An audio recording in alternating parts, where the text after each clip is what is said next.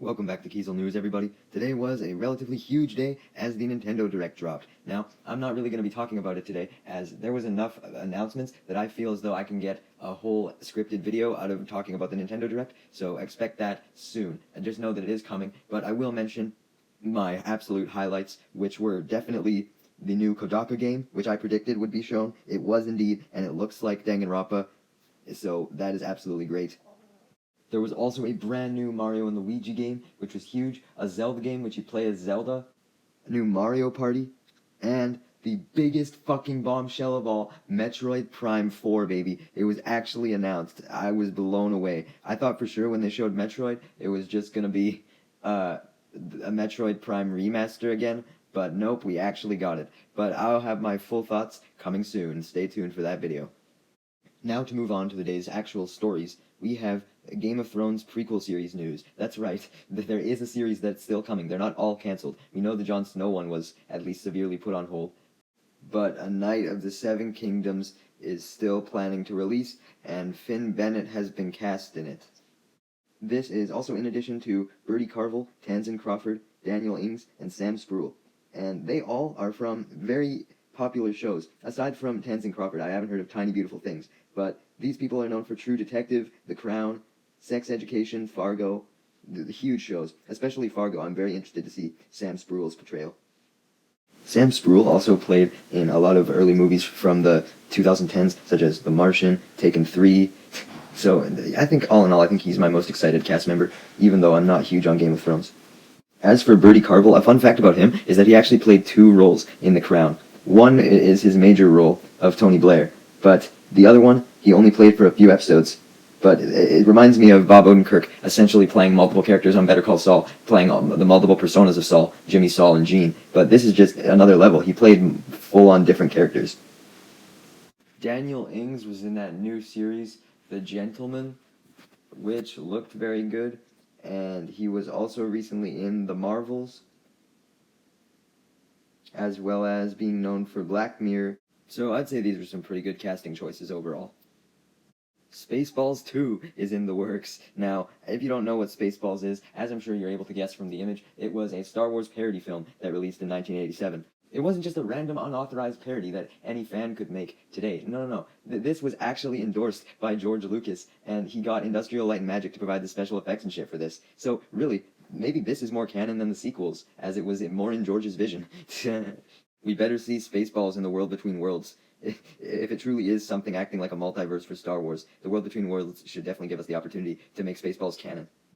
What's especially interesting about this is that some of the people involved in the making of Spaceballs 2, the main people being Mel Brooks and Josh Gad, they are set to be involved in the upcoming LEGO Star Wars special. Remember that one, Rebuild the Galaxy? That also deals with weird multiversal-esque shenanigans. So maybe Spaceballs is part of the Star Wars multiverse.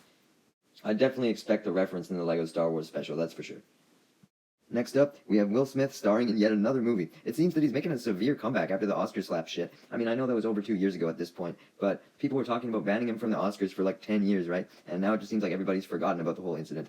But regardless, this new movie that he's in actually seems kind of interesting. It's called Resistor, and is about a device that can reflect gravity, but people who find it are thrown into prison if they choose to disclose any information about it. So it's a combination of two very interesting genres, which is sci-fi and weird technology, and corrupt societies, like Hunger Games, Squid Game type of thing. I don't know how they're gonna make reflecting gravity look in the movie, especially depending on the budget, but I am intrigued. Probably the most interesting story that I'm covering today is the launch of a brand new streaming service. Now, this is rare on its own. It's not every day you see the launch of a brand new streaming service beyond the basic ones, right? But this one is focused on animation, titled Animation Plus, and it's going to feature a whole bunch of YouTubers and other creators like Cyanide and Happiness, Meat Canyon, and they're all going to be making shows for this streaming service. There is really just a whole multitude of people here. The list scrolls down probably for like 20 seconds. Cyanide and Happiness and Meat Canyon are the only ones that I'm really aware of. But this is great for animation, especially in the current state that it's at right now, with all the layoffs going on, particularly at the big name studios like Pixar. So having some new indie studio come in with a new streaming service is nothing but a good thing. I'd consider even getting Glitch the studio behind Metarunner, Amazing Digital Circus, Murder Drones. I could see them getting involved with this. Maybe not joining the streaming service, as they'd want to keep all their projects independent, but I could definitely see a collab. Just imagine a Metarunner episode animated in the style of Meat Canyon or something, or like a Murder Drones mixed with Cyanide and Happiness. I could see this streaming service, however, leading to the permanent death of animation channels on YouTube, at least the long-form ones. There will always be short-form animations, but I think a lot of animators would head for a streaming service like this, as opposed to YouTube. Especially since there'd be less competition since it's a new streaming service. And I mean, this will also lead to the decline of animation on YouTube simply because a lot of creators are leaving. I mean, Meat Canyon will now be probably busy with this, same with Cyanide and Happiness, so they probably won't upload to YouTube as much. Elden Ring's DLC, Shadow of the Entry, released today, and it is the highest rated DLC of all time. I did not know that Witcher 3's held the top spot before, damn. But really, this isn't surprising at all. I mean, most DLCs aren't received super well, at least to the point where they get super high ratings. So something as big as Elden Ring's is definitely going to score up there.